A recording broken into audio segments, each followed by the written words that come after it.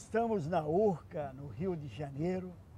Nesse bairro funcionou a antiga Faculdade de Medicina da Universidade do Brasil, onde se formou em 1929 Josué de Castro. Ele se formou em médico.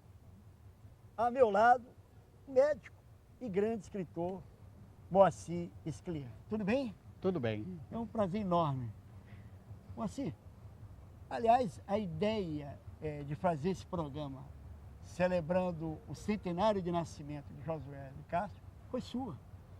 Diz aqui pra gente por que o Brasil deve celebrar esse centenário, qual a importância, por que todos nós brasileiros temos que celebrar este personagem. Bom, se a gente tivesse de fazer uma lista dos grandes brasileiros que marcaram a nossa história, certamente Josué estaria entre eles, né? Por várias razões. Primeiro porque ele, como médico, ele teve um desempenho assim absolutamente espetacular.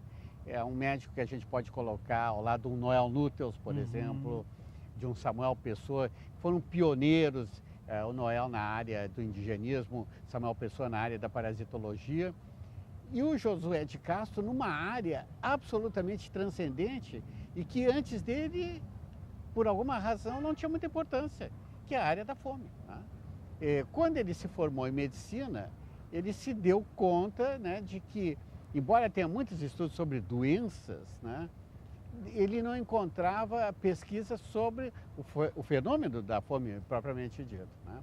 E isso, de repente, mobilizou uma paixão. A paixão derivada também do seu passado nordestino, de alguém que tinha nascido e se criado no Recife, vendo os mocambos, vendo a pobreza, vendo a fome, né? Quer dizer, ele não era simplesmente um cientista estudando um tema, né? Ele era um ser humano comprometido com uma causa. Que vivenciou, que viu aquilo de perto. Exatamente. Né? E escreveu Geografia da Fome, né? Que é um clássico, é um dos livros mais importantes desse país, né? Você como médico, você como sanitarista, você sempre muito preocupado com esse lado da medicina ligado às pessoas mais diretamente, aos mais pobres, né? De lá para cá, qual é o seu balanço desse Brasil? Quer dizer, o Brasil dramaticamente fotografado em Geografia da Fome para o Brasil de hoje. Bom, o Josué de Castro, ele tinha uma formação ampla, ele não era só um médico, né? Ele era também um geógrafo, mas não um geógrafo no sentido daquele que sabe quais são os afluentes do Amazonas, né? E sim um geógrafo humano, ou seja, ele estudava a geografia como a soma dos componentes culturais, sociológicos que influenciam a vivência humana. Ele tinha também uma formação antropológica e era um homem de uma imensa cultura. Baseado nisso, né, ele estudou a fome sob um conceito ecológico. Nisso ele foi pioneiro, né? A palavra ecologia, que hoje é tão popular... Tão na moda, né? Tão na moda. Na época dele era uma palavra muito pouco mencionada. E a ele se deveu a introdução também dos estudos ecológicos, né? Então ele disse que a fome é um fenômeno ecológico, ela depende de regiões.